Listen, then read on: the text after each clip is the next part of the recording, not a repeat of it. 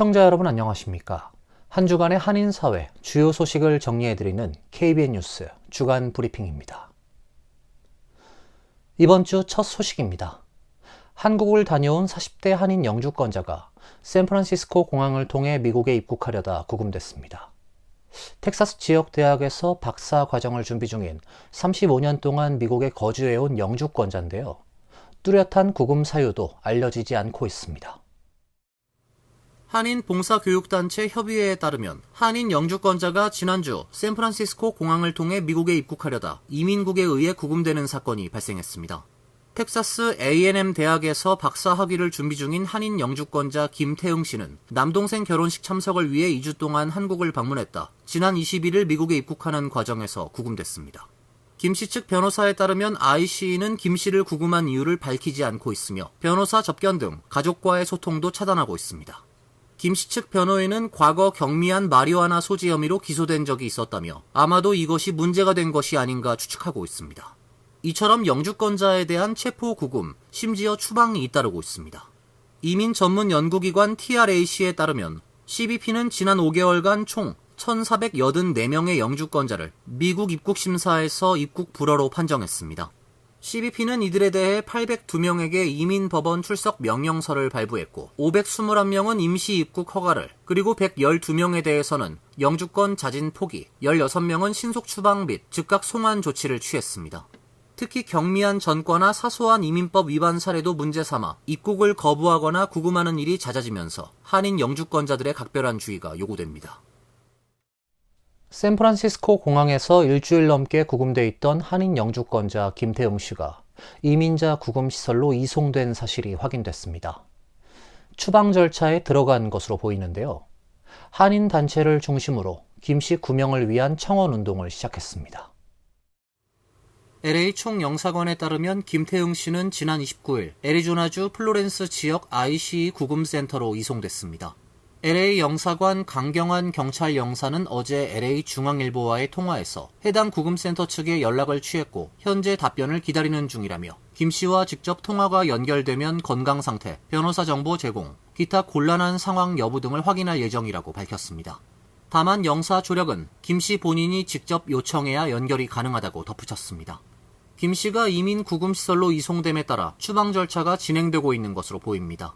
CBP 러스티 페인 공보관은 김 씨는 추방 절차가 진행되는 동안 IC 구금하에 있을 것이라고 밝혔습니다.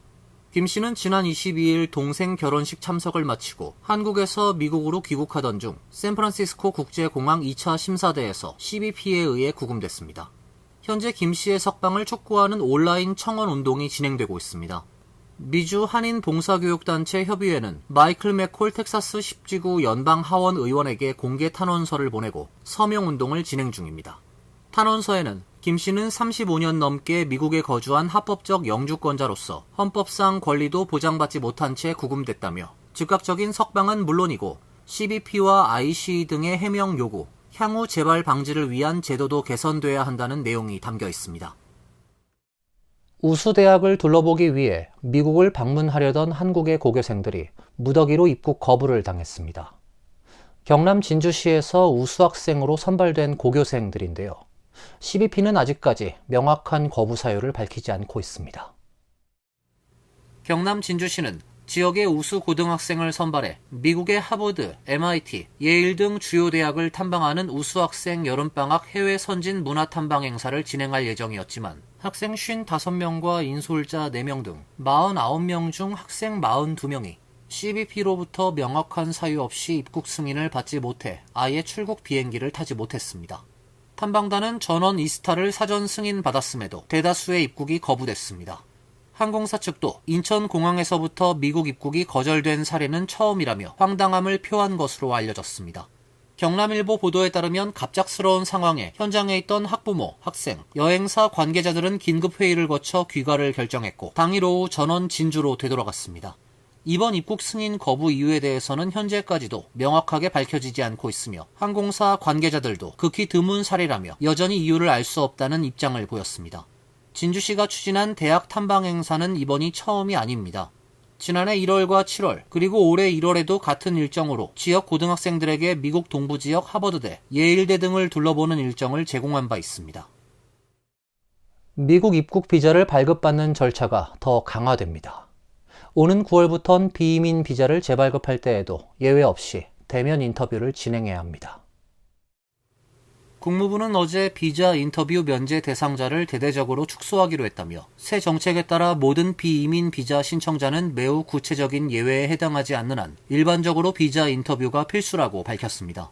국무부는 코로나19 팬데믹 이후 비이민 비자 신청자, 특히 비자를 갱신하는 경우엔 유연한 비자 심사 체계를 적용한 바 있는데 이를 더 강화하고 나선 것입니다. 우선 국무부는 대부분 비이민 비자 범주를 다시 인터뷰 의무 대상으로 분류했습니다.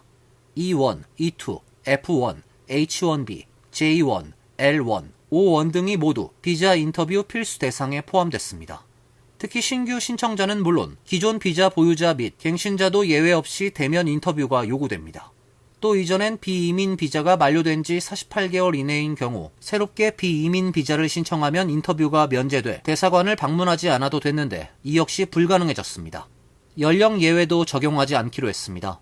앞으로는 만 14세 미만, 79세 초과 비이민 비자 신청자도 무조건 대면 인터뷰를 봐야 합니다. 비이민 비자 인터뷰가 면제되는 대상은 외교, 공무 비자 등 일부 예외 범주에 한해서만 유지하기로 했습니다. 이 경우도 영사 재량에 따라 별도 사유 없이도 인터뷰를 요구할 수 있다고 국무부는 밝혔습니다.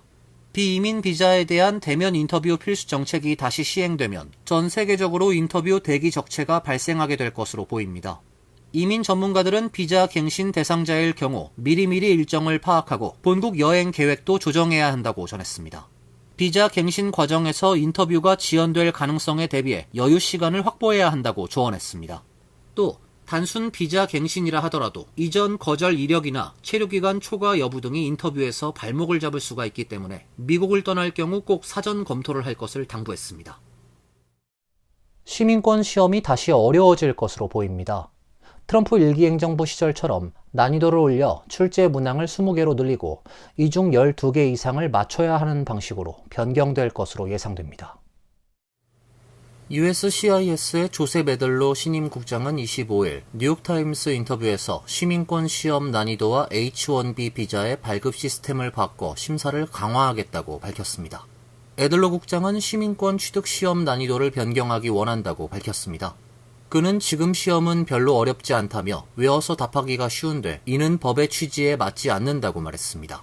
현재는 시민권 문제 100개를 공부한 뒤 출제된 10개 문항 중 6개 이상을 맞춰야 하는데 이를 20개 문항 중 12개 이상 맞춰야 하도록 되돌리겠다는 것입니다. 트럼프 일기 행정부 시절에 실시했던 방식입니다. 에들로 국장은 이민국이 조만간 이런 방식으로 시민권 시험을 바꿀 계획이라고 밝혔습니다. 이민법 변호사들은 영어 능력이 부족하거나 교육 기회가 제한된 난민, 고령 이민자, 장애인 등이 새로운 시험을 통과하는 데 큰 어려움을 겪을 수 있다고 우려했습니다. 그는 전문직 취업 비자 H1B에 대한 규정 변경도 예고했습니다. H1B 비자는 다른 이민자들과 마찬가지로 미국 경제와 일자리를 대체하는 게 아니라 보충하는 역할이 돼야 한다고 강조했습니다. 이에 따라 H1B 비자를 통해 고용할 경우 미국인들보다 고임금을 지급하는 회사에 혜택을 주는 방안이 거론되고 있습니다. H1B 비자는 기업들은 우수한 인력을 저렴한 비용으로 고용할 수 있다는 점에서 선호하는 반면 미국인들의 일자리가 이들에게 잠식된다는 논란이 지속돼 왔습니다. 제이디 벤스 부통령은 최근 외국인을 채용하기 위해 기존 근로자들을 해고한 회사들을 비판하기도 했습니다. 뉴욕 맨해튼 중심가의 고층 빌딩에서 20대 남성이 총기를 난사해 경찰 1명 등 4명이 목숨을 잃고 총격 범인도 사망했습니다. 경찰은 용의자는 정신질환 병력이 있으며 NFL에 불만이 있었던 것으로 보인다고 전했습니다. 어제 오후 6시 30분경 맨해튼 345 파크 애비뉴에 위치한 44층 빌딩에서 총격 사건이 발생해 4명이 사망했습니다.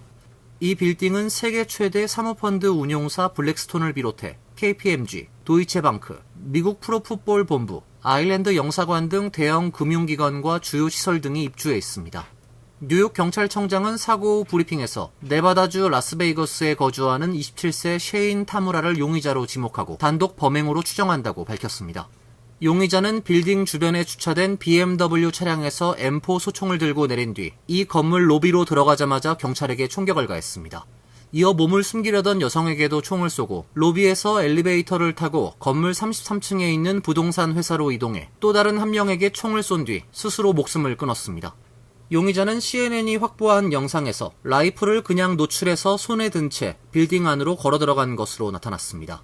경찰관 외에 나머지 희생자 3명은 남성 2명, 여성 1명이며 뉴욕 경찰 당국은 이들 신원을 공개하지 않았습니다. 부상자는 1명이며 위독한 상태입니다. 용의자는 지난 26일부터 콜로라도, 네브래스카, 아이오와주 등을 거쳐 어제 오후 뉴욕시에 도착한 것으로 알려졌습니다. 경찰은 범행 동기를 조사 중이라며 용의자에게 정신질환 병력이 있다고 말했습니다. 맨해튼 상업지구에서 퇴근 시간대 총기 난사 사건이 발생하면서 건물 내부와 현장 주변은 아수라장이 됐습니다. 소셜미디어에는 시민들이 빌딩에서 뛰쳐나오거나 경찰들의 안내를 받으며 빌딩 주변에서 두 손을 들고 이동하는 영상이 다수 게재됐습니다. 내년 1월부터 뉴욕시 전철과 버스 요금이 현재 $2 90센트에서 $3로 인상됩니다. 또 결제 시스템이 옴니로 전면 전환하면서 메트로카드의 30일 무제한 탑승권도 사라지게 됩니다. MTA는 어제 개최한 이사회에서 요금 인상안을 발표했습니다. 당초 MTA는 내달부터 요금 인상을 계획했지만 절차상 일정이 미뤄졌고 내년 1월 4일부터 요금 인상을 적용하기로 했습니다. 옴니카드로 완전 전환하면서 메트로카드 옵션 중 하나였던 30일 무제한 이용권은 사라지게 됐습니다. 대신 옴니카드를 7일간 12회 이상 탑승하면 나머지 추가 탑승은 모두 무료가 됩니다. 7일간 무제한 요금은 기존 $34에서 $36로 인상됩니다.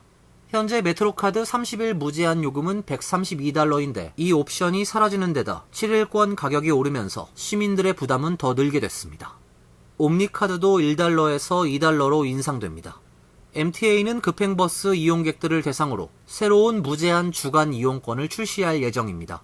메트로노스와 LIRR 이용객은 더 이상 왕복 티켓을 구매할 수 없고 액티베이트한 후 4시간 후에 만료되는 1일 이용권만 구매할 수 있게 됩니다.